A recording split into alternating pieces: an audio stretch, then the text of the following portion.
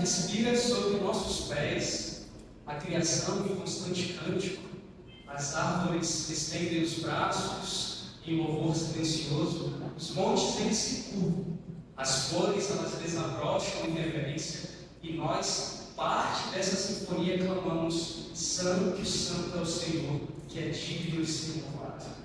Como um rio que busca o mar, fluindo incansável, a nossa alma ela anseia pelo Criador, com o propósito de adorar. E hoje, nessa noite, nos reunimos para algo que transcende o tempo e o espaço: a adoração ao Criador do Universo, aquele que nos deu vida e propósito.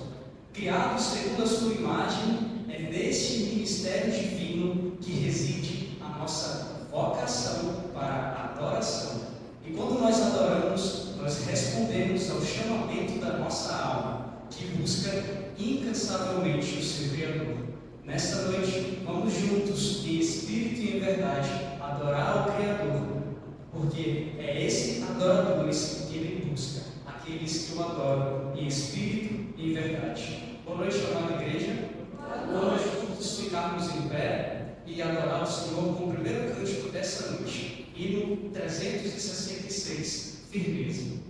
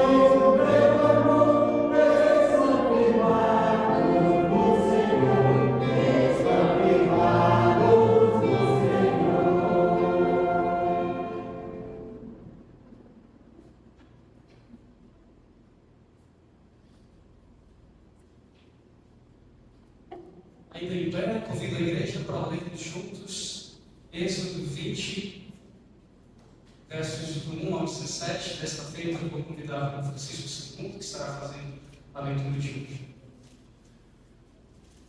Êxodo 20, versos do 1 ao 17. Amém? Amém? Vamos ler, diz assim a palavra do Senhor. Então falou Deus todas estas palavras: Eu sou o Senhor teu Deus, que te tirei da terra do Egito, da casa de servidão. Não terás outros deuses diante de ti. Não farás para ti imagem de escultura, nem semelhança alguma do que há em cima dos céus, nem embaixo da terra, nem das águas debaixo da terra. Não as adorarás, nem darás culto, porque eu sou o Senhor teu Deus, Deus zeloso, que que visita a iniquidade dos pais e dos filhos até a terceira e quarta geração daqueles que me aborrecem. E faço misericórdia até 1000 gerações daqueles que me amam e guardam os meus mandamentos. Não tomarás o nome do Senhor teu Deus em vão, porque o Senhor não terá por inocente o que tomar o seu nome em vão. Lembra-te do dia de sábado para o santificar. 6 dias trabalharás e farás toda a tua obra, mas o 7º dia é o sábado do Senhor teu Deus. Não farás nenhum trabalho, nem tu, nem o teu filho, nem a tua filha, nem o teu servo, nem a tua serva, nem o teu animal, nem o forasteiro das tuas portas para dentro. Porque em 6 dias fez o Senhor os céus e a terra, o mar e tudo que neles há, e ao 7º dia descansou. Por isso o Senhor abençoou o dia de sábado e o santificou.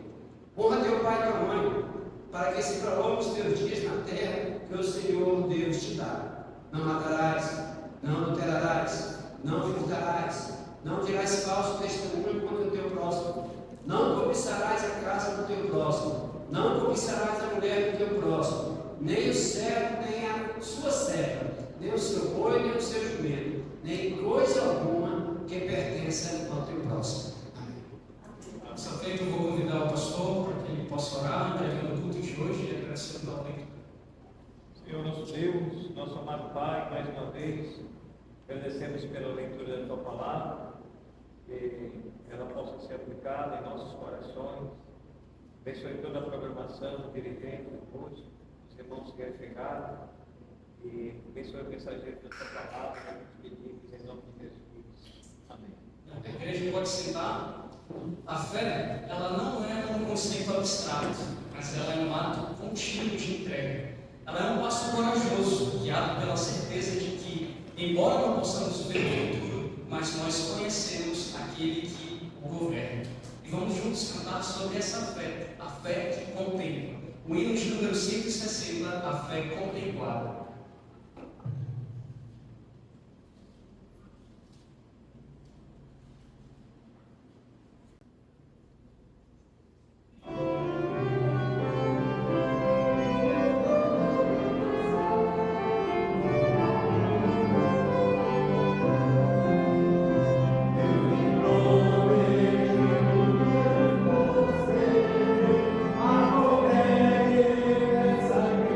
Amor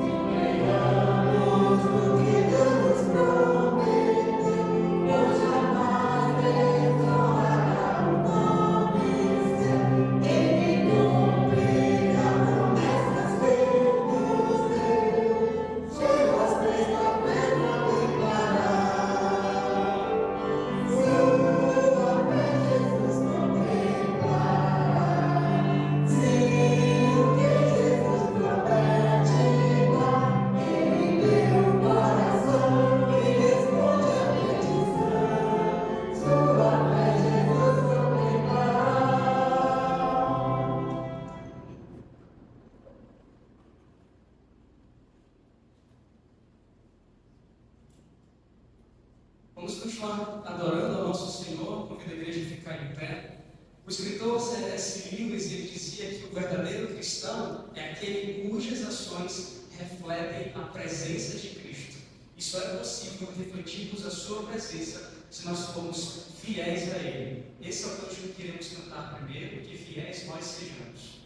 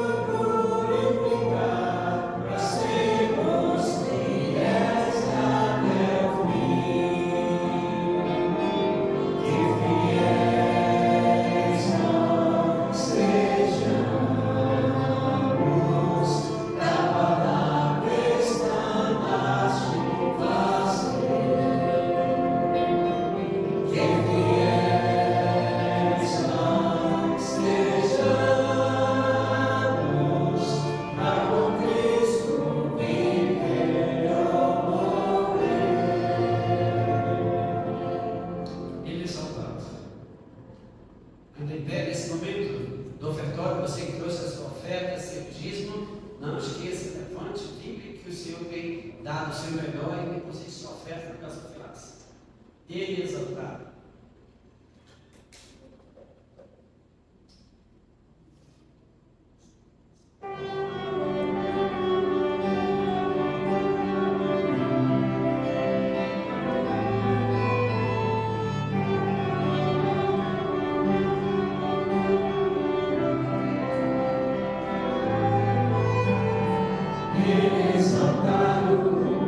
Exaltado nos céus, pelo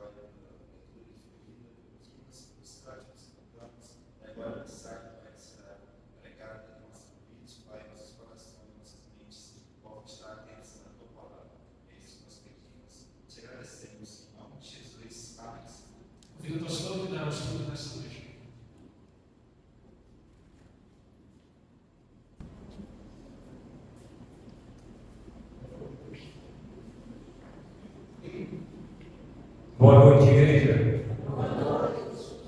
Graças a Deus, estamos na casa do Senhor. Domingo passado estava nessa conferência lá no Araçá. Foi um tempo muito bom. Irmãos, esteja orando aí pela reconciliação do jovem Senhor, o nome de Josué. Os irmãos oram pela igreja, lá do Araçá, que ainda está sem pastor, que Deus possa providenciar.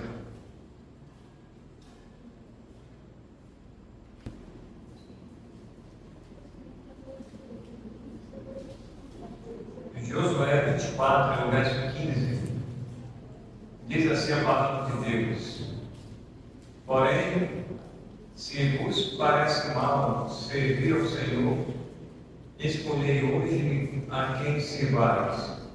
Se aos deuses a quem serviram vossos pais estavam na além de Eufrates, ou aos deuses dos amorreus, em cuja a terra habitais. Eu e a minha casa serviremos ao Senhor. E essa mesma decisão, essa mesma escolha, seja de cada família hoje à noite, né? E sempre. Vamos falar então sobre as decisões assertivas em servir ao Senhor. A partir dessa leitura de Josué, nós vamos então desenvolver uma mensagem sobre a nossa família, né? As nossas igrejas, elas são constituídas por famílias. Geralmente, quando uma família ela passa muitos e muitos anos, né, décadas e mais décadas, deveria ser comum as gerações, né, daquelas famílias permanecerem na igreja. Mas às vezes nem sempre isso é possível, né? E por que eu digo nem sempre isso é possível? Seria bom se isso acontecesse, porque geralmente por decisões ou escolhas erradas, consequências então inevitáveis, né? E muitas das vezes essas famílias elas não permanecem na igreja dos seus avós, dos seus pais, e assim por diante. Então é muito importante para todos nós atentarmos para as nossas decisões, ou as nossas escolhas que temos que fazer. Aqui nessa leitura de Josué, o capítulo 24, e mesmo antes do capítulo 24, o contexto, irmãos, Deus, ele liberta o seu povo lá do Egito.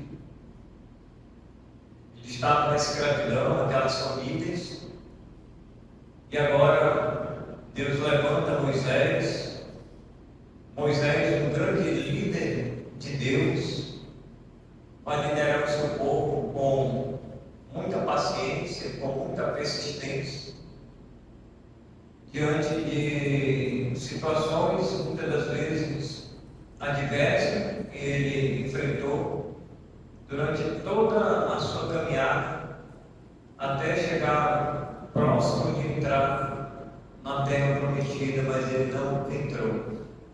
Os irmãos devem saber por quê, ou quais foram os motivos. Então ele chegou bem próximo da terra prometida. E geração vai e geração vem, e Moisés ele morre, e quem vai assumir agora é Josué. Josué ele assume a a liderança agora do povo de Deus. E praticamente já 2 gerações já haviam passado antes de Josué assumir a liderança. Já no tempo de Moisés ainda.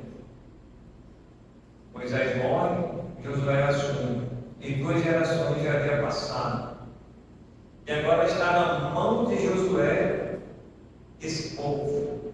Está sob a sua liderança em conduzir esse povo debaixo da graça de Deus, da soberania de Deus. Que eles pudessem realmente obedecer a palavra de Deus e continuar servindo e adorando esse único Deus.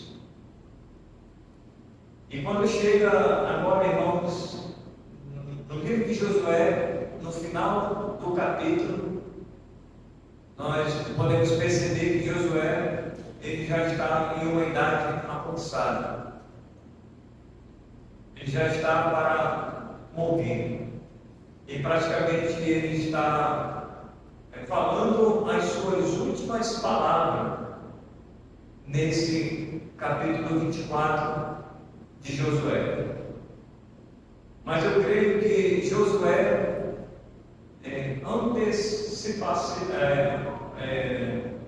muito antes, ele se antecipou em tomar essa decisão antes mesmo de ele citar esse versículo: eu e a minha casa serviremos ao Senhor.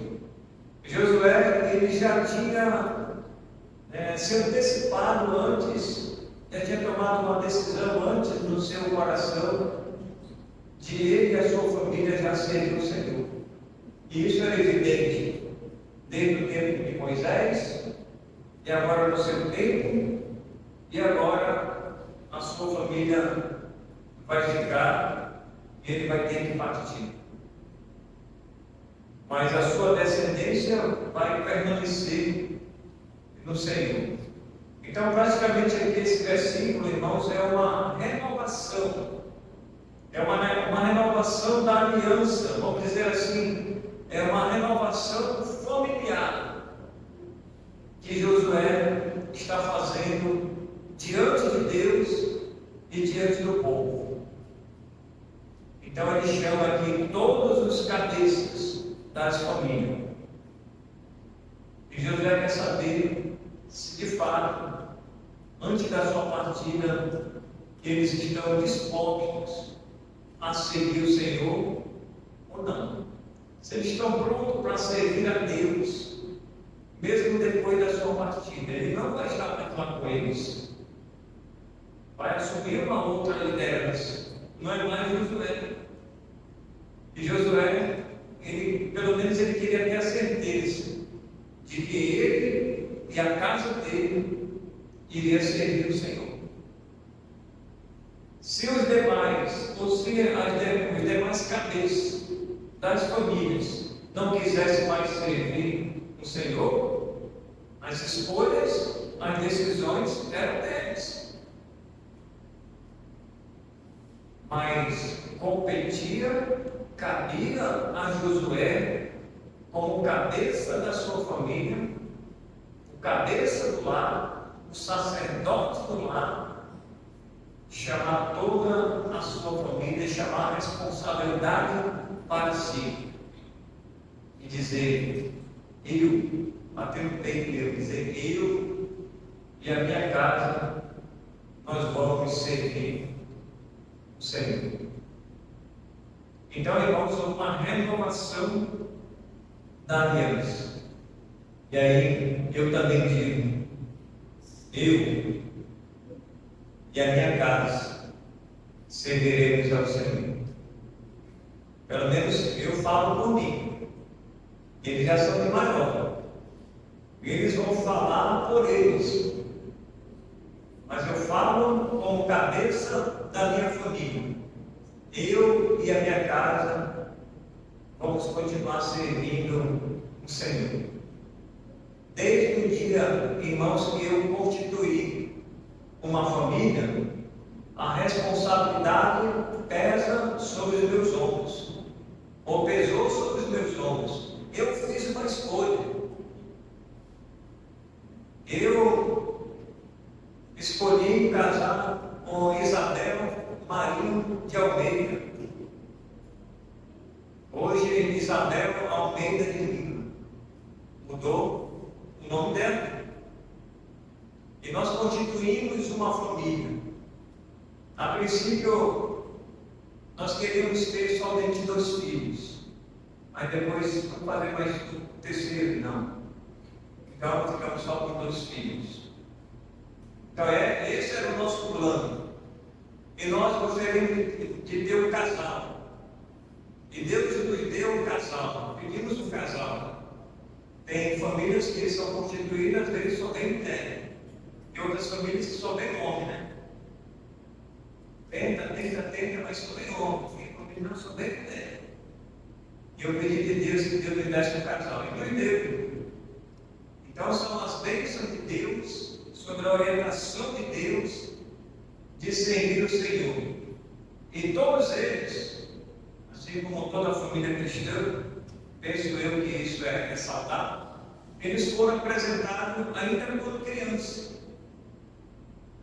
Por mim mesmo, como pastor, eu apresentei eles diante do Senhor, dizendo: está aqui, Senhor, nas minhas mãos a Isabel, está aqui nas minhas mãos, Senhor, o Ismael, assim como Ana apresentou Samuel diante do Senhor, depois de ter desmamado aquela criança, eu apresento Ismael e Isabel ao Senhor por todos os dias da sua vida, enquanto eles viverem, para te servir. Pode acontecer o que acontecer com eles, ou diante desse mundo, diante das provações, diante das adversidades que nós vamos enfrentar, que toda a família enfrenta. Nunca vai ser uma família perfeita. Nós vamos ter o nosso problema de relacionamento, mas que todos, sem exceção à parte, possam falar que nem Josué. Eu e a minha família, nós vamos servir ao Senhor. Irmãos, é palavra forte, não é brincadeira não. Falar isso com convicção no coração e na mente é você fazer as suas decisões assertivas. É tomar a melhor decisão que tem na vida, de dedicar a sua família ao Senhor, para que quando o pai se for, os filhos eles vão continuar fazendo aquelas mesmas escolhas, aquelas mesmas decisões assertivas em servir a Deus. Se vier os netos, se vier os bisnetos, vamos ensinar eles. Vamos ensinar eles, porque futuramente eles vão constituir também as suas famílias. Geração vai e geração vem. Então a gente fica pensando na igreja. Como será a igreja do Senhor? Será que as famílias realmente estão fazendo decisões de servir todos o Senhor? Ou tem algum membro da família que não está servindo mais o Senhor? Isso acontece. Mas por que acontece? De um aqui e outro acolá não querer mais servir o Senhor. É porque eles, irmãos, eles já tomaram as suas decisões. Eles já fizeram as suas escolhas. Não tem meio termo. Ou você escolhe servir a Deus, ou você não escolhe em servir a Deus.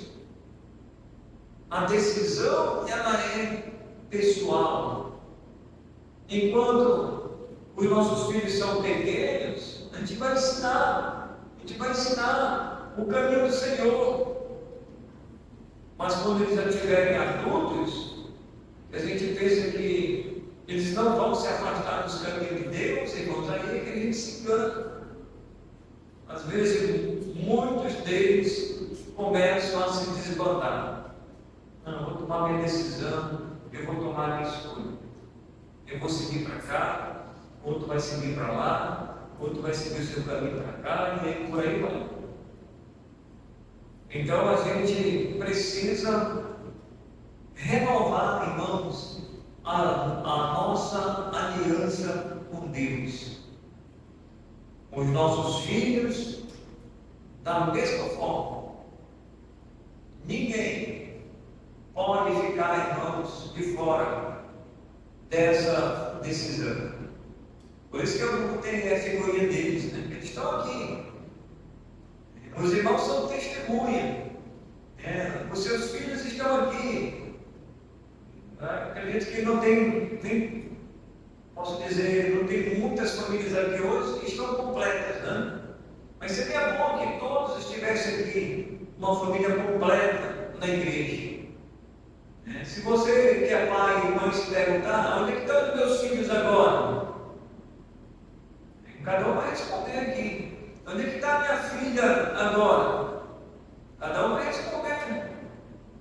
Porque cada um toma as suas decisões, faz as suas escolhas. E aí, irmãos, nós temos que atentar para a palavra de Deus. Então Josué, ele nos ensina, irmãos, três verdades importantes, a considerar. Três verdades importantes a considerar. Primeiro, a primeira verdade, irmãos, a importância do equilíbrio emocional. Provérbios 4:23.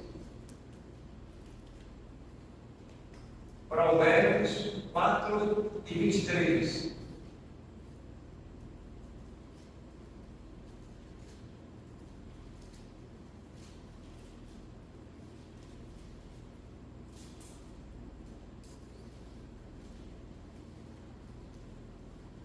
Provérbios 4:23 diz assim: sobretudo o que se deve guardar, guarda o coração, porque dele procedem as fontes da vida.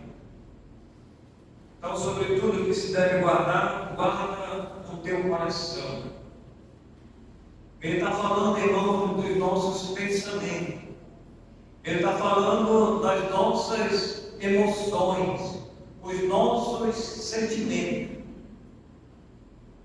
Que as nossas escolhas ou decisões assertivas, elas não sejam levadas por esse campo muito perigoso, o campo das emoções,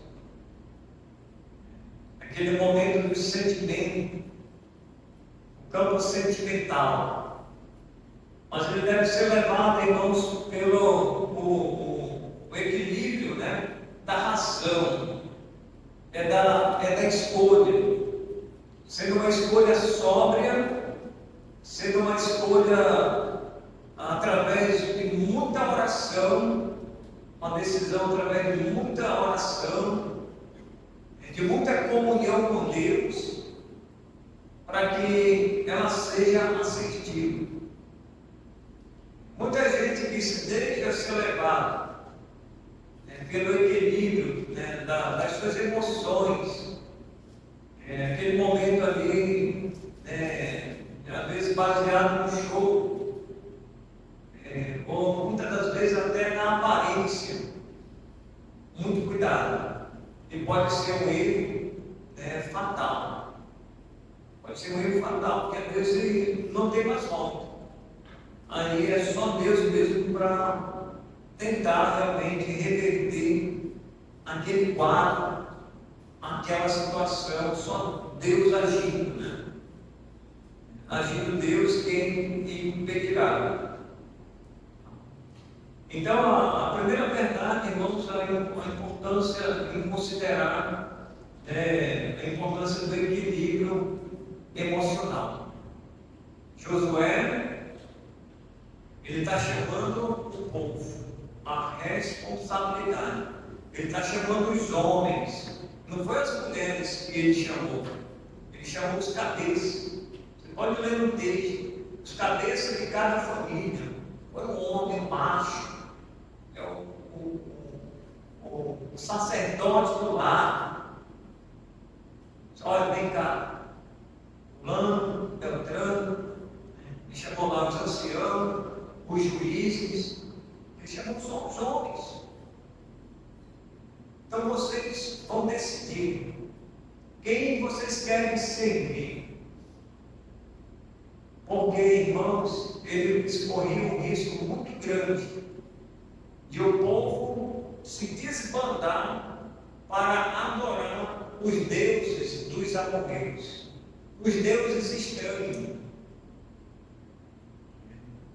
de um modo geral. Aqueles deuses, muitos deuses que existiam ali. Deuses dos amorreus, dos cananeus, dos filisteus, de todos aqueles povos vizinhos. Eles corriam o risco de não vamos seguir os deuses dos cananeus, dos filisteus, dos amorreus. Dos amorreus, porque aonde eles estavam na terra dos amorreus, em cuja terra habitais. E os amorreus, eles eram o povo idólatra. E a leitura que foi feita hoje, baseada no livro de Êxodo, capítulo 20, né? Lá fala sobre os 10 mandamentos.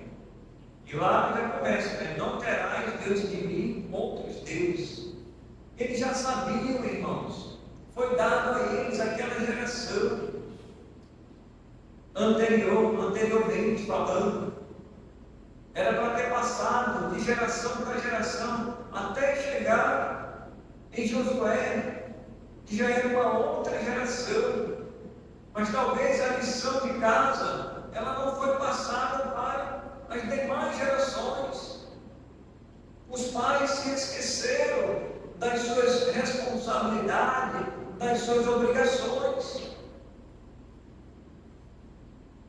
Então nós precisamos, irmãos, ensinar os nossos filhos.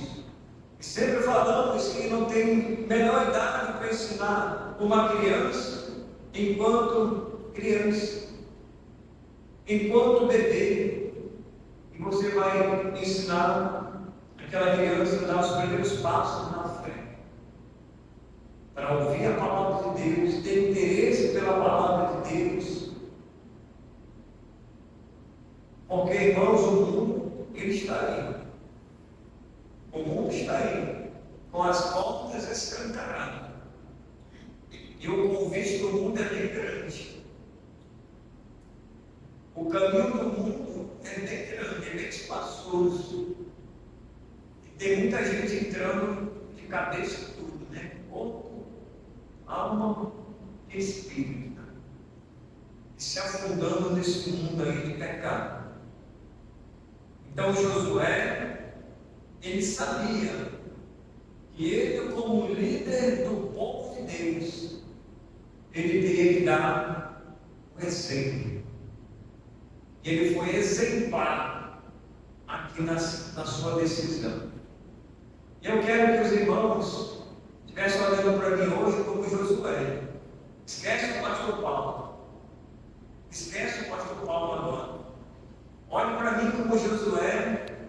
Eu estou chamando os cabeças das famílias, os filhos e as esposas que aqui estão. Você que nos ouve aí, ou vai nos ouvir pelo YouTube, chame a sua família diante de Deus. Renove a aliança que você fez antes para se firmar ainda mais no Senhor. E Josué queria dar o exemplo, começando por ele, para que os demais vissem e tomassem as suas decisões. Mas Josué, ele toma essa decisão por Ele não podia tomar a decisão pelo João ou pelo Pedro, ou outro homem qualquer, mas cada um individualmente ia ter que tomar a sua decisão. Decisão, ela é pessoal, é pessoalmente. É o cabeça e Deus. É o cabeça e Deus. E por que isso, irmãos, é importante? Sabe por quê? Porque os filhos, eles vão ser ensinados no caminho do Senhor. Quando o cabeça, ele não toma essa decisão, o que vai acontecer? Os filhos, eles vão crescer. Vão crescer, mas o pai, ele não tomou a decisão. Então eu penso assim, um risco muito grande de esses filhos também seguir a mesma decisão dos pais. É a lógica, né? Pelo menos a gente pensando assim, é a lógica. Os filhos vão crescer, eles vão olhar para o pai e para a mãe. O papai não está na igreja, a mamãe também não estou servindo a Deus. Por que eu vou servir? O papai bebe, mamãe fuma, mamãe faz isso, papai faz isso. Eu vou seguir os meus pais. Dificilmente, irmãos, vai permanecer um filho ou uma filha servindo o Senhor. Eu não digo que seja impossível. É possível. Deus trabalhar naquela vida e aquele jovem ou aquela jovem individualmente, agora faz parte do campo da individualidade, individualmente, dizer assim: eu escolho, eu decido em servir o Senhor. Os meus pais, se eles não quiserem servir o Senhor, porque esse filho já cresceu, ele já foi ensinado até na palavra de Deus, se converteu a Deus, cresceu, foi doutrinado ali na palavra de Deus, cresceu, e agora ele já está de maior e diz: não, eu vou servir a Deus. Se o papai e a mamãe, eles não querem servir a Deus, eles estão aí, se bebedando, fumando, participando de festa, mas eu não. Eu vou servir a Deus. Então, irmãos, Deus, Ele nos dá, vamos dizer assim, para o homem, o poder da sua decisão. Deus, Ele não fez a gente como um robô, ou como uma marionete, né? Fazer isso, faz aquilo, Não, Ele nos dá a liberdade de escolha, de decisão. Aí vai partir de cada cabeça. É de cada cabeça. Deus quer que o homem escute a sua palavra, ouça a sua palavra.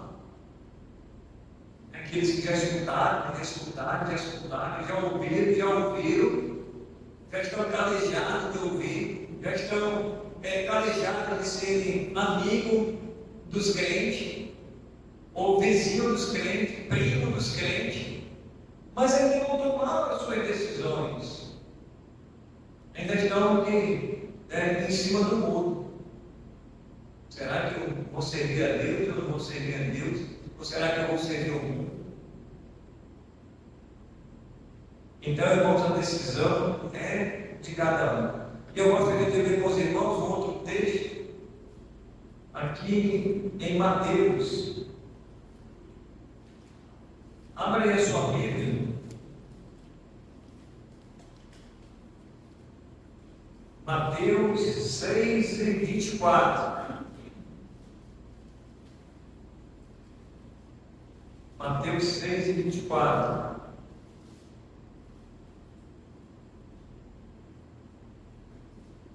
Mateus 6:24 diz assim: os dois senhores, diz assim, ninguém pode servir a dois senhores, porque ou há de aborrecer-se de um e amar o outro, ou se devotará a um e desprezará ao outro.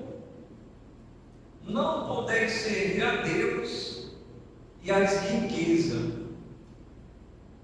Percebe que a divisão, o divisoriado entre o servir a Deus e o não servir a Deus vai depender de você tomar as suas decisões pela sua família, por você mesmo, pela sua esposa e pelos seus filhos.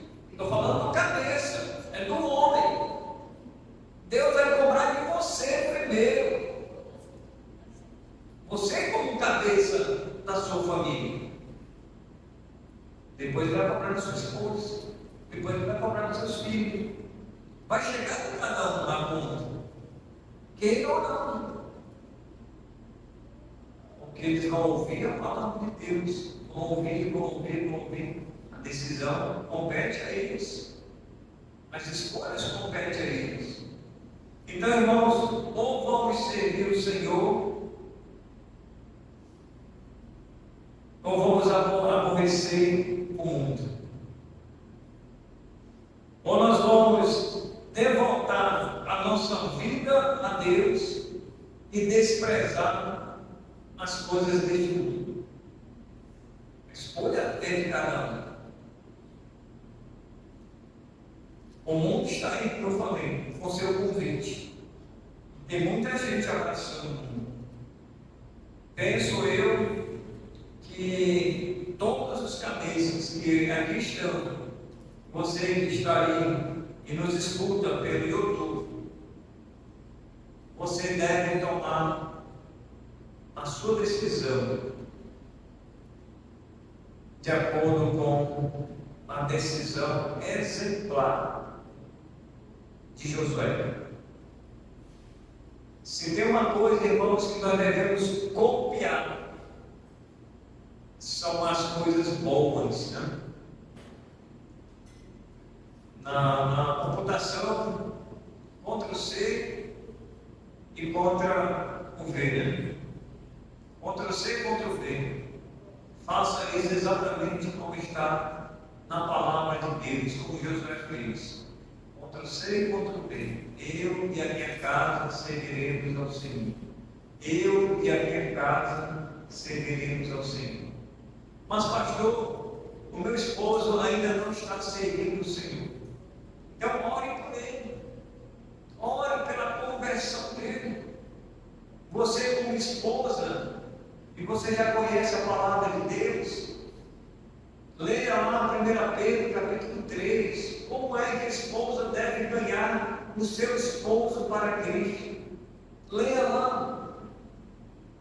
Lá tem as recomendações, passo a passo. Como é que você vai ganhar o seu esposo para Cristo? Em 1 Pedro, se não me falha a memória, é 2 Pedro, capítulo 3. Você vai ver lá, você vai fazer exatamente o que está ali. E Deus, Ele pode sim operar na vida dos seus esposos. Mas se você já conhece a palavra de Deus, responsabilidade é sobre a sua vida, né, como esposa ou como esposo. Vice-versa, nós temos esse quadro hoje nas nossas igrejas. Então, irmãos, a primeira verdade é a importância do equilíbrio emocional. Segundo, a importância do equilíbrio espiritual.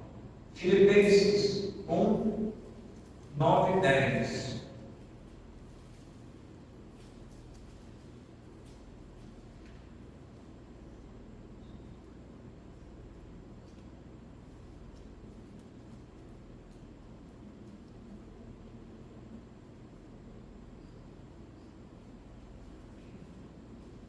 Filipenses 1, 9 e 10 diz: E também faço esta oração, que o vosso amor aumente mais e mais, em pleno conhecimento e toda a percepção, para aprovar-lhes as coisas excelentes e sede sinceros e inculpáveis para o dia de Cristo. Olha aí, irmãos, a importância desse versículo, né? Paulo fazendo a sua oração pelos Tessalonicenses, para que eles pudessem fazer as coisas aprovadas por Deus, coisas excelentes, que eles fossem sinceros diante de Deus e inculpáveis, para o dia de Cristo.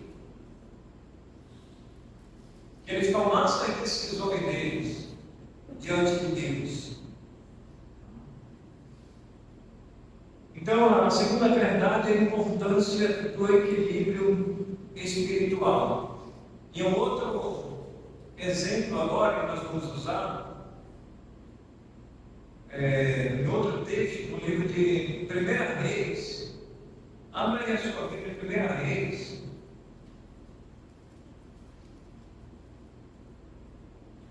Capítulo 18.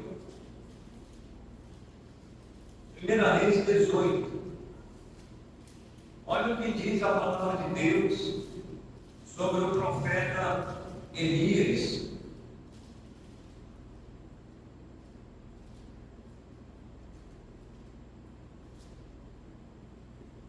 Vamos ver aqui, irmãos, uma situação que está acontecendo com o profeta Elias e com o povo de Deus, com aquelas famílias que ali estavam. Diz assim, deixa eu me ver aqui um versículo.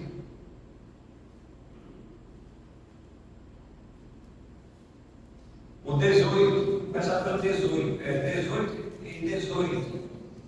Diz assim, 1 Reis 18 e 18. Respondeu Elias: eu não tenho perturbado a Israel, mas tu e a casa de teu pai, porque deixastes os mandamentos do Senhor e seguistes os Baalins.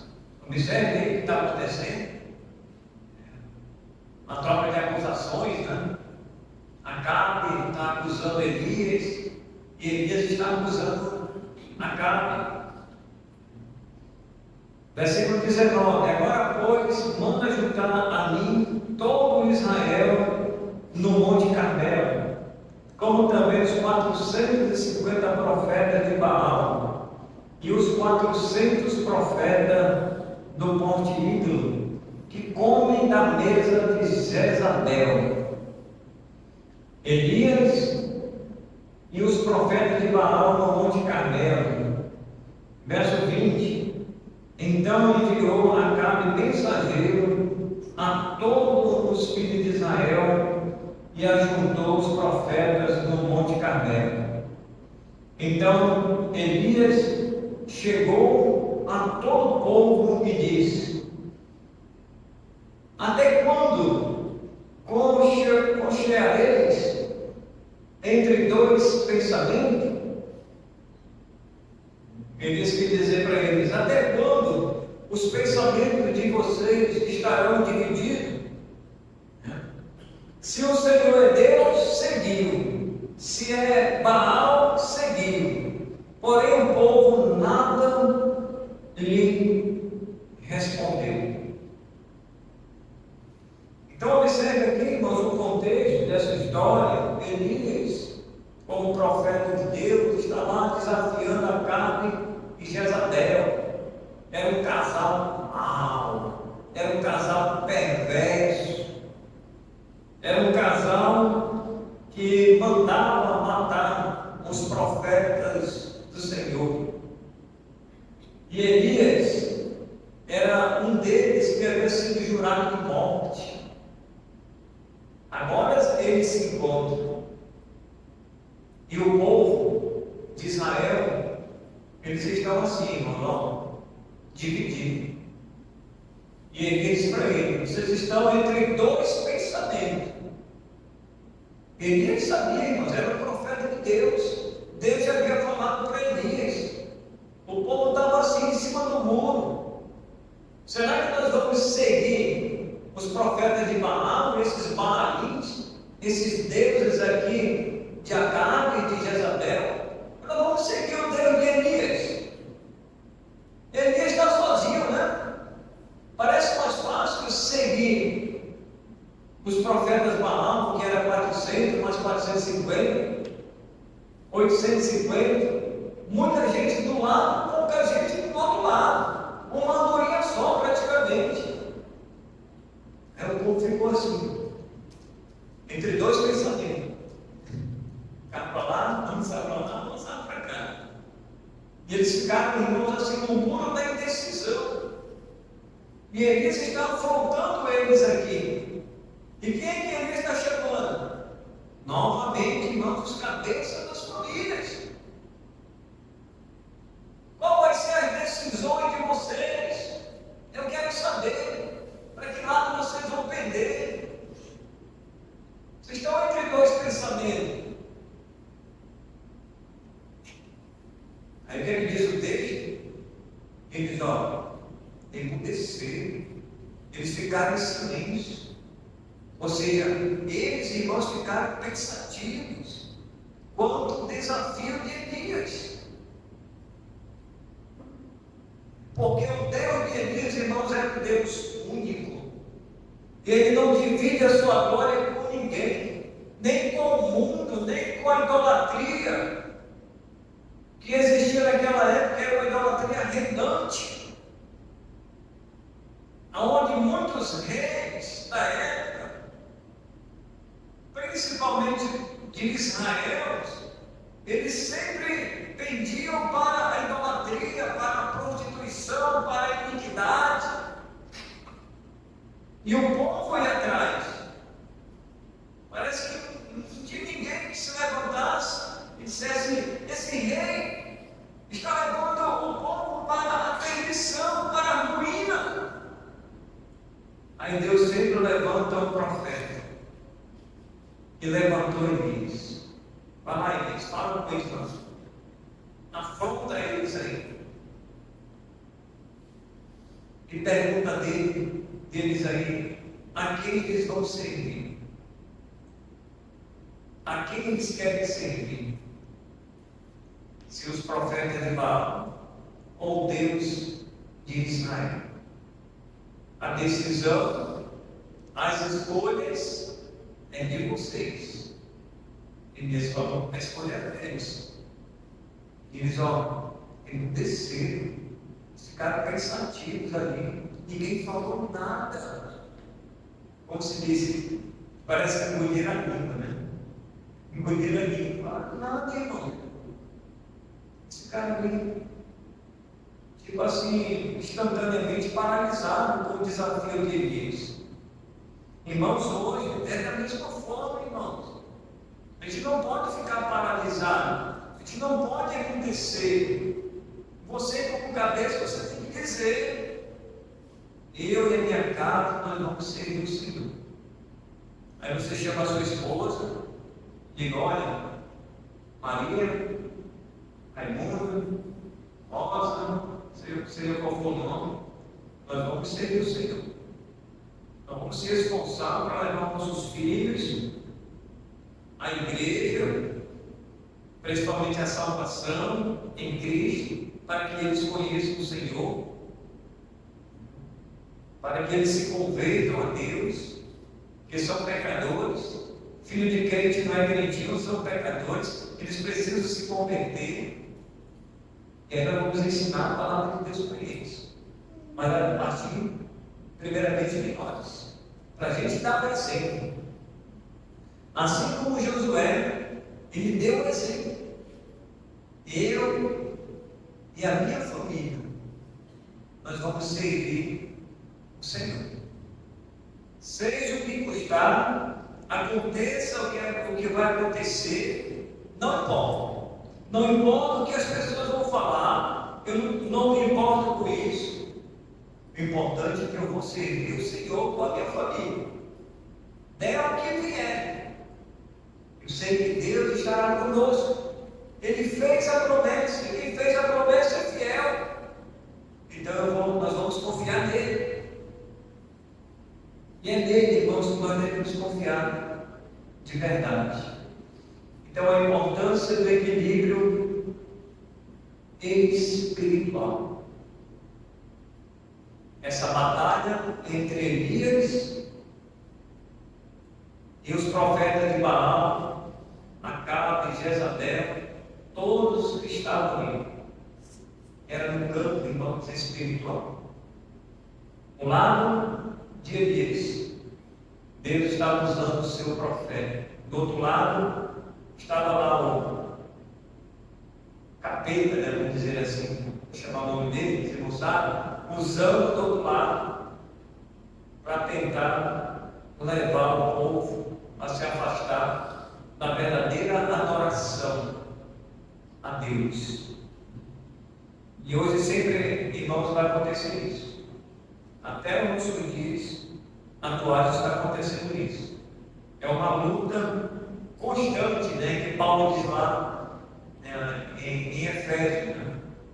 A nossa luta não é contra o sangue e nem a carne, mas contra principados e potestades, contra esse mundo tenebroso do mal. Está aí, o mundo está aí, mal, levando muita gente para a perdição, levando muita gente para o inferno, separação eterna de Deus. Terceira e última verdade para a gente concluir: a importância do equilíbrio material. Mateus 6:33.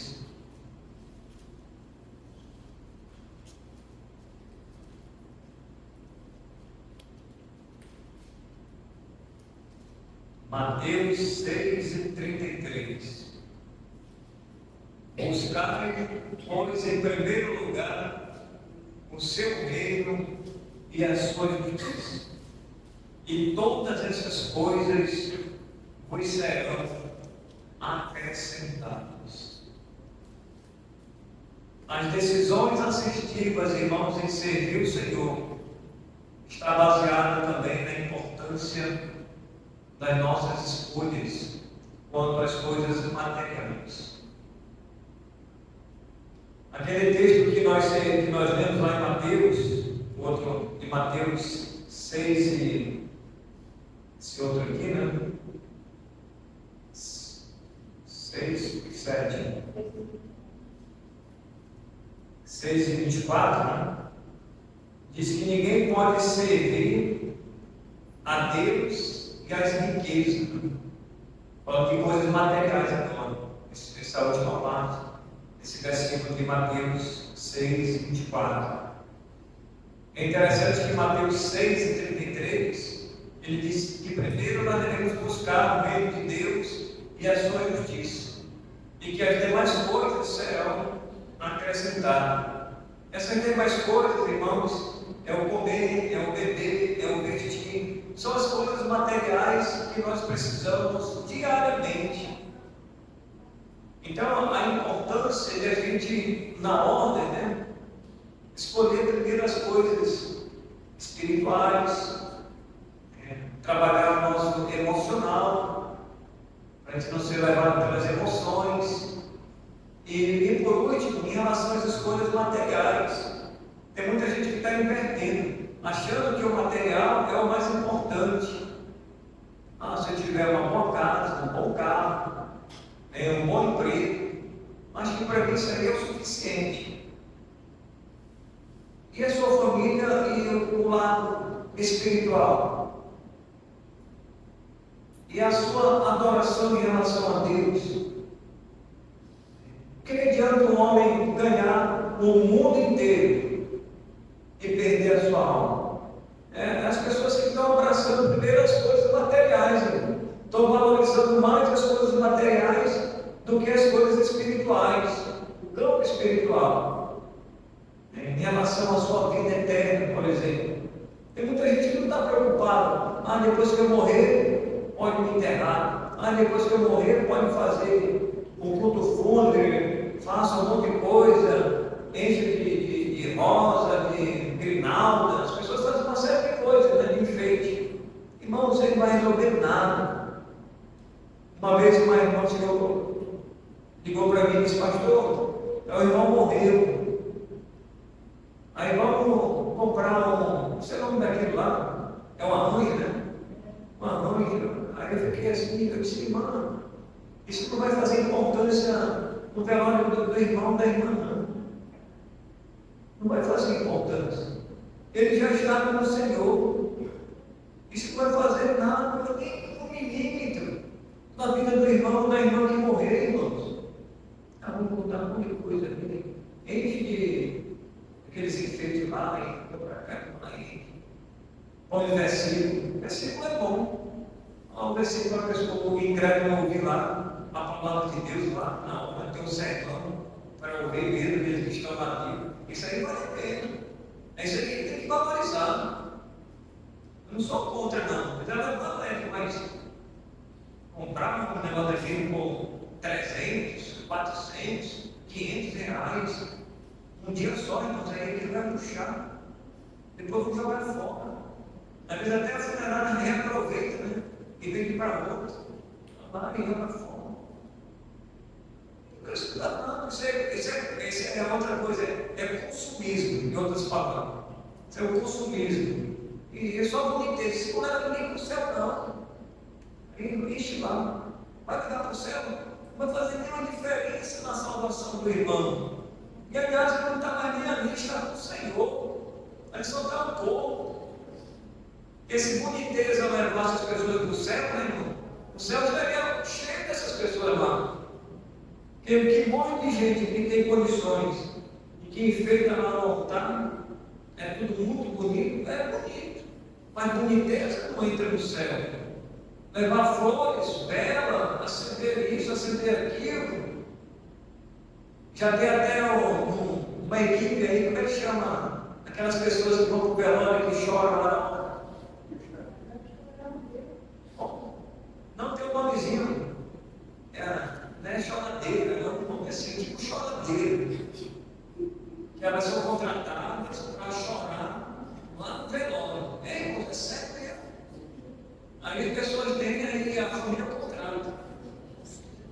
Mas tem um nomezinho aí, não sei qual é o nome. É quase que o nome choradeira. É tipo assim, choradeira, mas não é esse nome não. Depois os irmãos pesquisem, viu? Não vai contrato. É alguém que contrata, eles vão lá só para chorar. Mas não é nada, irmão. Pode chorar. É uma área sentimental do ser humano que a gente chora, ninguém que não chora. Mas aquilo não vai fazer nenhuma diferença na vida do mundo. Se está com Cristo, está com Cristo. Se está sem Cristo, vai ficar sem Cristo. Pode chorar, pode fazer 1001 Ave Maria, Pai Nosso, oração, não salva. Só Jesus mesmo. Então, irmãos, que Deus nos abençoe e os irmãos, assim como eu, aqui nessa mensagem, renovando a nossa aliança com Deus, podemos dizer, eu e a minha família vamos seguir o Senhor. Vamos orar. Senhor, queremos agradecer pela Tua palavra, que o Senhor nos ajude nas nossas dificuldades, nas nossas limitações, e nos abençoe como família, possamos ser unidos, possamos superar a discórdia, a desavença, e saber que o Senhor está conosco. Todos os dias o Senhor fez a promessa, até o dia final que o Senhor vem nos buscar. Abençoe cada família, abençoe cada cabeça, que eles possam estar tomando essa mesma decisão que Josué tomou, para que a sua família seja uma família realmente abençoada por Deus, que seja um espelho e uma luz e o sal da terra diante desse mundo. É isso que eu te peço e te agradeço em nome de Jesus. Amém. Muito bem, irmãos, em outubro, boa noite.